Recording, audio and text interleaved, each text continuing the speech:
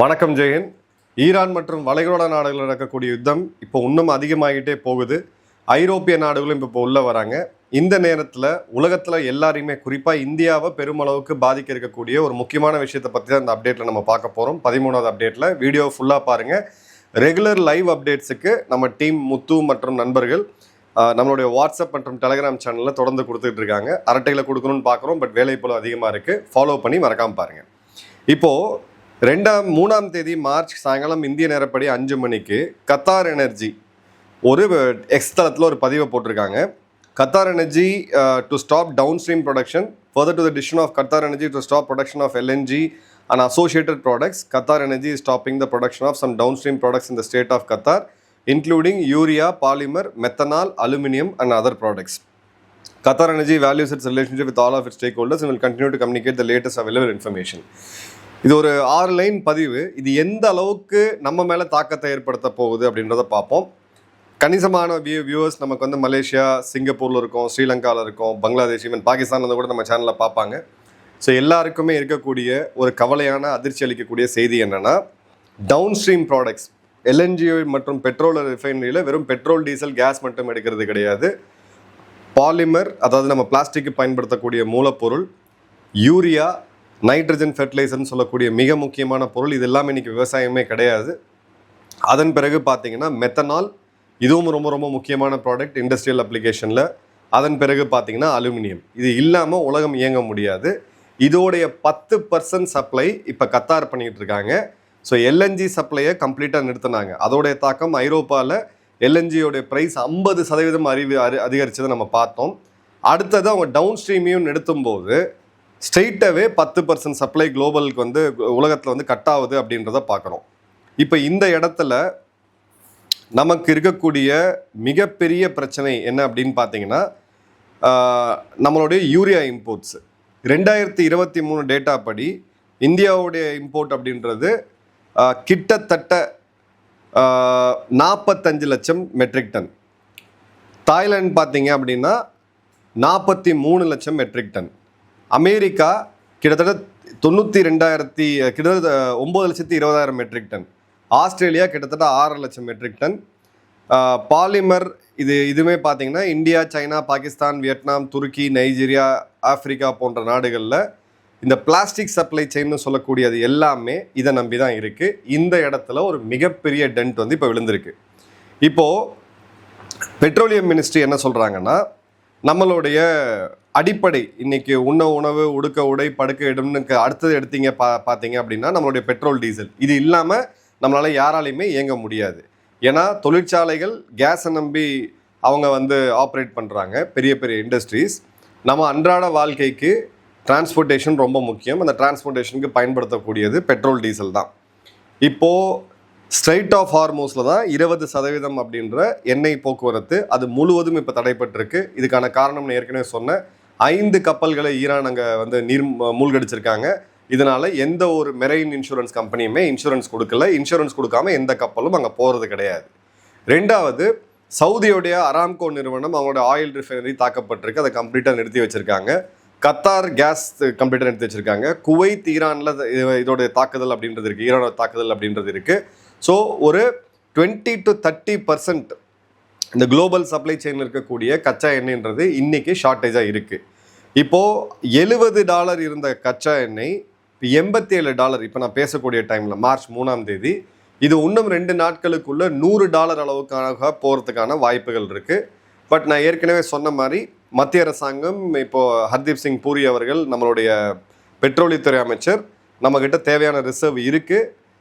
இப்போ இந்த நேரத்துக்கு நம்ம ஆல்டர்னேட் சோர்ஸஸை பார்க்குறோம் அப்படின்றது. ஆல்டர்னேட் சோர்ஸ் அப்படின்றது மீண்டும் ரஷ்யா கிட்ட நம்ம வாங்குகிற கச்சா எண்ணெயை அதிகப்படுத்தியே ஆகணும். ஏன்னா அது பிளாக் சீ மூலிமா இந்தியாவுக்குள்ளே வர வேண்டியது. ஸோ இப்போ ரியலிஸ்டிக்காக நம்ம பார்த்தோம், டேட்டா படி எடுத்தோம் அப்படின்னா நம்மளுடைய கமர்ஷியல் ப்ரொடக்ஷன், அதாவது உள்நாட்டில் உற்பத்தி பண்ணக்கூடிய கச்சா எண்ணெய் மற்றும் நம்மளுடைய ஸ்ட்ராட்டஜிக் பெட்ரோலியம் ரிசர்வ் அப்படின்றது தேவைப்படும். நாடே ஒரு மிக முக்கியமான பிரச்சனை இருக்கும்போது நமக்கு பாதுகாப்பு துறைக்கு தான் முதல்ல கொடுக்கணும் அந்த பெட்ரோல், டீசல். அது இல்லாமல் ராணுவம் இயங்க முடியாது. அந்த தேவைக்கெல்லாம் சேர்த்து ஏற்கனவே ஸ்ட்ரெயிட் ஆஃப் ஹார்மோஸை தாண்டி வந்துட்டு இருக்கக்கூடிய, இந்தியாவை நோக்கி வந்துட்டு இருக்கக்கூடிய கப்பல்கள் மற்றும் இந்தியாவுடைய எண்ணெய் நிறுவனங்களுக்கு இருக்கக்கூடிய இருப்பு, இது எல்லாம் சேர்த்தோம் அப்படின்னா ரஃபாக ஒரு 40லேருந்து 45 நாள். இதில் அந்த ஸ்ட்ராட்டஜிக் ரிசர்வ் இருக்குது. ஸ்ட்ராட்டஜிக் ரிசர்வ் அப்படின்றது மக்கள் பயன்பாட்டு கிடையாது, அத்தியாவசிய தேவைகளுக்கு மட்டும்தான். அப்போ எஃபெக்டிவாக எடுத்திங்கன்னா ஒரு 25 நாள் தான் நம்மக்கிட்ட ஒரு கச்சா எண்ணெயோட இருப்பு அப்படின்றது இருக்குது. ஸோ இது ரிசர்வ் மட்டும் தனியாக எடுத்தோம் அப்படின்னா ஒரு 10 நாள். ஸோ 10 to 25 நாள் நம்மளுடைய அஃபிஷியல் ரெக்கார்டு. இப்போ டோட்டல் நேஷ்னல் கெப்பாசிட்டி அப்படின்னு எடுத்திங்கன்னா போன மாதம் நம்மளுடைய பெட்ரோலியம் மினிஸ்ட்ரி சொன்னது வந்து 74 நாட்கள். ஸோ ஒரு மாதத்துக்கு மேலே இந்த போர் இப்படியே தொடர்ந்ததுன்னா இந்தியாவில் 2 விஷயம் நடக்கும். பெட்ரோல் டீசல் தட்டுப்பாடு ஏற்படுறதுக்கான வாய்ப்பு இருக்குது. அதே மாதிரி பெட்ரோல் டீசல் விலை உயர்றதுக்கான வாய்ப்பு இருக்குது. பெட்ரோல் டீசல் மட்டும் இல்லை, கேஸையும் நான் சேர்த்து தான் சொல்கிறேன். இப்போ சைனாவை எடுத்தீங்க அப்படின்னா அவங்க 120 நாள் வச்சிருக்கிறதா கிளைம் பண்ணுறாங்க. ஏன்னா சைனா கிட்ட வாஸ்டாக இடம் இருக்குது. அந்த அளவுக்கு ஒரு கம்யூனிஸ்ட் நாடு. யார்ட்டையுமே இங்கே சுற்றுப்புற சூழல், சமூக ஆர்வலர்கள், ஃபுல் டைம் போராளிகள்னு வந்துடுவாங்க நிறைய பேர். அங்கே அதெல்லாம் கிடையாது. ஸோ சைனா ஓரளவுக்கு கம்ஃபர்டபுளாக இருக்கிறாங்க. கிட்டத்தட்ட 120 நாள், 4 மாதம் சைனாவால் தாக்கம் பிடிக்க முடியும். பட் சைனாவோடைய பிரச்சனை, சைனாவுடைய ஏற்றுமதி அப்படின்றது உற்பத்தியை நம்பி இருக்குது. உற்பத்தி அப்படின்றது கேஸை நம்பி இருக்குது. ஸோ அவங்களுக்கும் இது ஒரு பெரிய ப்ராப்ளம். அதை தவிர ஒரு 1 மில்லியன் பேரல் பர் டே அளவுக்கான ரிசர்வ் அவங்க கட்டிகிட்டு இருக்காங்க. சமீபத்தில் கர்நாடகா பக்கத்தில் நம்ம ஒரு ரிசர்வ் கட்டிகிட்டு இருக்கோம். இதெல்லாம் ஒரு 10 வருடமும் 5 வருடத்துக்கு நடுவில் உலக சூழ்நிலை எப்படி இருக்குன்றதை பார்த்து கடந்த 1950களிலிருந்து நம்மளுடைய அடுத்தடுத்த வந்த அரசாங்கங்கள் செஞ்சுருந்தாங்கன்னா இன்றைக்கி நாமளும் ஒரு 3 to 4 மாதம் ரிசர்வோட ரிலாக்ஸ்டாக இருந்திருக்க முடியும். பட் அந்த சூழ்நிலை இப்போ இல்லை. பாகிஸ்தானை எடுத்திங்கன்னா அவங்களோட க்ரூடு ரிஃபைன் ப்ராடக்ட்லாம் சேர்த்து 20 நாள் தாங்கினா ஜாஸ்தி. ஈரான்லேருந்து அவங்களுக்கு கடத்தல் மூலியமாக வரக்கூடிய ஆயில் இம்போர்ட்ஸ் அப்படின்றது வேறு. அஃபிஷியலாக பார்த்தீங்கன்னா 15லேருந்து 20 நாள் அப்படின்றது தான் அவங்க நிலைமை இருக்குது. பங்களாதேஷ் எடுத்தீங்க அப்படின்னா 1 வாரம் to 10 நாள். மியான்மார் 1 வாரம் to 10 நாள். இலங்கை 10லேருந்து 12 நாள். மாலத்தீவு 1 வாரத்துக்கு கீழே. நேபாள், பூட்டான் மொத்தமும் இந்தியாவை சார்ந்திருக்கிறாங்க. ஸோ நீங்கள் எங்கேருந்து இந்த வீடியோவை பார்த்து உங்களுக்கு என்ன கருத்துக்கள், நீங்கள் என்ன சித்தாந்தத்தில் இருந்தாலும் இன்னைக்கு இந்த போரால் எவ்வளோ பெரிய பாதிப்பை நம்ம சந்திச்சிருக்கிறோம் அப்படின்றத பார்க்குறோம். இப்போ அடுத்தது கேஸ் ரிசர்வ். எல்என்ஜி எடுத்தோம் அப்படின்னா 20லேருந்து 25 நாள் நமக்கு இருக்குது. இப்போ எல்என்ஜியை ரேஷன் பண்ணி தான் அரசாங்கம் கொடுக்க முடியும். அதாவது அத்தியாவசிய தேவைகள், ஹாஸ்பிட்டல், மருத்துவம் இதெல்லாம் போக முக்கியமான தொழிற்சாலைகளுக்கு கொடுத்த பிறகு நான் எசென்ஷியல் சர்வீஸ், இப்போ உதாரணத்துக்கு லிக்கர் தயாரிக்கிறதுக்கு அதே கேஸ் தேவை. இப்போ இந்த இடத்துக்கெல்லாம் கட் பண்ணி ஆகணும். அந்த மாதிரி சூழ்நிலையை நோக்கி நம்ம போயிட்டுருக்கோம். சைனாவை எடுத்தீங்க அப்படின்னா கிட்டத்தட்ட 35லேருந்து 60 நாட்களுக்கு உண்டான கேஸ் ரிசர்வ் அவங்ககிட்ட இருக்குது. பாகிஸ்தான், பங்களாதேஷ், மியான்மார், இந்த சிறு தீவு நாடுகள், மாலத்தீவு, இவங்ககிட்ட பெரிய அளவுக்கு கேஸ் ரிசர்வ் அப்படின்றது கிடையாது. ஸோ சைனா ஒரு மேசிவான பஃபரில் ஓரளவுக்கு கம்ஃபர்டபுளாக இருக்காங்க. ஆனால் அவங்க உற்பத்தி துறையை அடி வாங்கிடும். அவங்களுடைய எக்ஸ்போர்ட், அதாவது அவங்களுடைய ஏற்றுமதி அப்படின்றது பெரிய லெவலில் அடி வாங்கிடும். இந்தியாவை பொறுத்த வரைக்கும் ஓரளவுக்கு மாடரேட் கம்ஃபர்ட்டில் நம்ம இருக்கிறோம். மிச்சம் இருக்கக்கூடிய இந்த நாடுகள், இந்தியாவை சுற்றி இருக்கக்கூடிய அண்டை நாடுகள் எல்லாமே பெட்ரோல் டீசல் தட்டுப்பாட்டில் சிக்கிற அளவுக்கான சூழ்நிலை அப்படின்றது இப்போ வந்துருச்சு.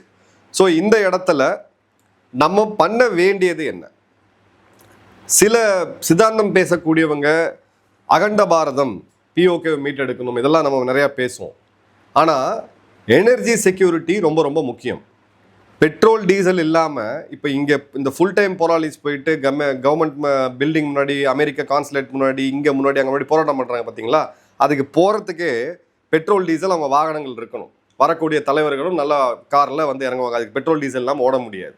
ஸோ இந்த அடிப்படையில் அன்னைக்கு அப்துல் கலாம் ஐயா போன்ற பெரிய வல்லுநர்கள், நம்மளுடைய தேச பிதாமகன்கள் எடுத்த சில முக்கியமான முடிவு என்னென்னா, கம்ப்ளீட்டாக நேச்சுரல் எனர்ஜியை பேஸ் பண்ணி இருக்கக்கூடாது, அணுசக்தியை கையில் எடுக்கணும். 80களில் ஆரம்பித்து அரசியலில் இதெல்லாம் வந்து தூக்கி ஓரமாக வச்சுருந்து நாட்டோட நலனை முன்னுக்கு வச்சு இந்த மாதிரி என்ன விஷயம்னே புரியாமல் மக்களை பயமுறுத்தி, அப்பாவி மக்களை கன்ஃபியூஸ் பண்ணி அவங்க போராட்டத்தை கொண்டு வந்து இந்த மாதிரி பெரிய பெரிய தேசத்துக்கு தேவையான ப்ராஜெக்ட்ஸை ஸ்டால் பண்ணக்கூடிய, தடுக்கக்கூடிய இந்த ஃபுல் டைம் போராளிகள் எந்த இன்கம் சோர்ஸ் அவங்களுக்கு அப்படின்ற கேள்வி நம்ம கேட்கணும். உங்களுக்கு ஒரு தொழில் இருக்குது, எனக்கு ஒரு தொழில் இருக்குது, நம்ம சம்பாதிக்கிறோம், நம்ம வரியை கட்டுறோம், நம்ம வேலையை பார்க்குறோம். 24 மணி நேரமும் போராட்டம் பண்ணக்கூடியவங்களுக்கு வருமானம் எங்கேருந்து வருது? அவங்க குடும்பங்கள் எப்படி போகுது? ஏன் இந்த கேள்வி நம்ம இப்போ கேட்கணும்னா, அணுசக்தியை அன்னைக்கு அப்துல் கலாம் ஐயா முன்னெடுத்த போது, சிதம்பரம் ஐயா அவர்கள் முன்னெடுத்த போது அதை கண்டினியூ பண்ணியிருந்தோன்னா இன்னைக்கு நம்மளுடைய எனர்ஜி நீடில் கிட்டத்தட்ட 40% அதிகமாக அணுசக்தியை நம்பி இருந்திருப்போம். இவ்வளோ பெரிய பிரச்சனை இப்போ கல்ஃபில் நடக்கும்போது நம்மளை யாரையும் பாதிச்சிருக்க கூடாது. நாளைக்கு மின்சாரம் இல்லாமல், பெட்ரோல் டீசல் இல்லாமல் 140 கோடி மக்கள் கொண்ட இந்த நாடு எப்படி இயங்க முடியும் அப்படின்ற கேள்வியை நம்ம எழுப்பணும். இப்போ இந்தியாவுடைய மிட்டிகேஷன் பிளான் என்ன? இப்போ நம்ம ஆல்டர்னேட் சப்ளையை நோக்கி போகிறோம். வெனிசுலா ஒரு மிக முக்கியமானது. பட் வெனிசுலாலேருந்து டிரான்சிட் டைம் அதிகம். இந்தியா இதை கணக்கில் வச்சு தான் ரஷ்யா கிட்ட ஆயில் வாங்க ஆரம்பித்தோம். அன்னைக்கு ஐரோப்பிய நாடுகள் எல்லாம் ஒன்று சேர்ந்து இந்தியா வாங்கக்கூடிய அந்த ரஷ்யன் ஆயில்னால தான் இவங்க போரே நடத்துகிறாங்க, உக்ரைன் மக்களோட ரத்தத்துக்கு இந்தியா தான் காரணம்னு அமெரிக்கா வரி விதித்து இவங்க கூப்பாடு போட்டதெல்லாம் பார்த்தோம். இப்போ வரக்கூடிய செய்தி, உக்ரைனை இப்போ ஐரோப்பிய நாடுகள் ப்ரெஷரைஸ் பண்ணுறாங்க ரஷ்யா கிட்ட இருந்து கேஸ் வாங்கணும்ட்டு. நேற்று வரை ரஷ்யா ஒரு எதிரி நாடு. நேற்று வரை ரஷ்யா கிட்ட இருந்து ஆயில் கேஸ் வாங்குறவங்க கையில் ரத்தம் கரை படிஞ்சவங்க.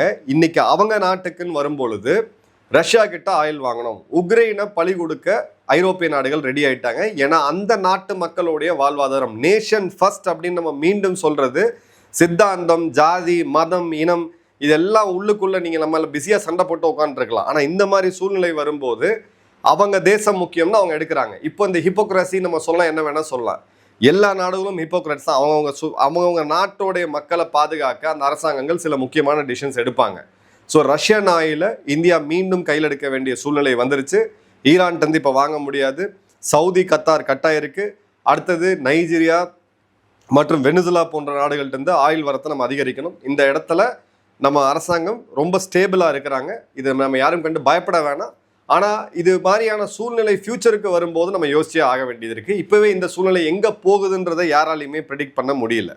ஸோ அந்த வகையில் நம்மளுடைய அணுசக்தி மூலியமாக தயாரிக்கக்கூடிய மின்சாரம் இனி இந்த போராட்டக்காரர்கள்லாம் தூக்கி ஓரம் வச்சுட்டு, மக்களை பயமுறுத்தக்கூடியவங்களெல்லாம் தூக்கி ஓரம் வச்சுட்டு, இவங்களை கட்டுப்படுத்த வேண்டிய விதத்தில் சட்ட ரீதியாக கட்டுப்படுத்தி இந்த ப்ராஜெக்ட்ஸை முன்னெடுத்தே ஆகணும்.